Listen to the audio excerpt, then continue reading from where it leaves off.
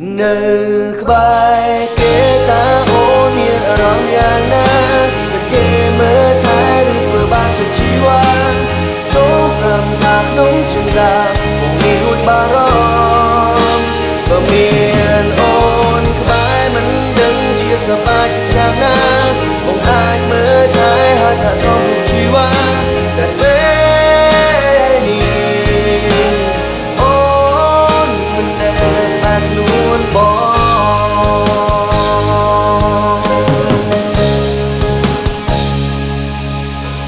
បានត្រឹមលួចមើលអូនមានសេចក្តីសុខពេលនាងថ្ងៃមុនរូបបងសូមត្រឹមនៅងន់តែ